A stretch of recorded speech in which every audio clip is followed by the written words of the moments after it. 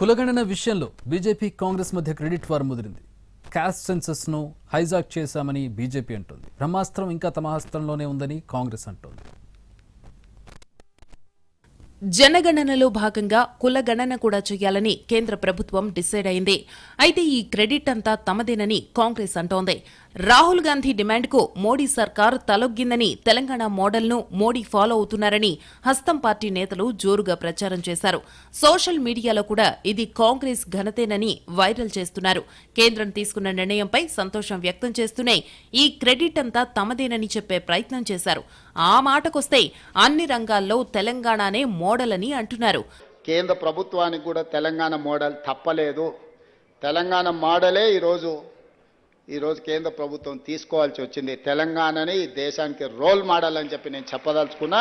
కాంగ్రెస్ వాదనను బీజేపీ తిప్పికొడుతోంది. అసలు Telangana మోడలే wrong model అని కేంద్ర మంత్రి కిషన్ రెడ్డి విమర్శించారు. కేంద్రం నిర్ణయం ముమ్మాటికి బీజేపీ ఘనతేనన్నది ఆ పార్టీ వాదన.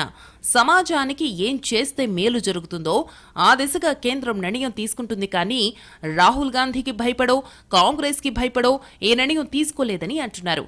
తెలంగాణలో కులగణన ఓ తంతులా జరిగిందన్న కిషన్ రెడ్డి 50% ఇళ్లల్లోనే కులగణన చేశారంటూ విమర్శలు గుప్పించారు.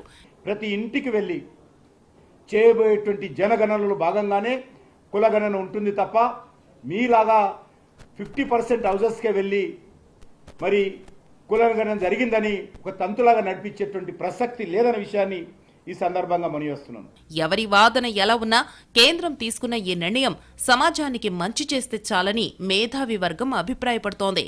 కుల గణన విధి విధానాలు, మార్గదర్శకాలు బయటకు వచ్చాక ఇది ఎవరికి బ్రహ్మాస్త్రంగా మారుతుందో, ఎవరు హైజాక్ చేశారో చెప్పగలమంటున్నారు రాజకీయ విశ్లేషకులు.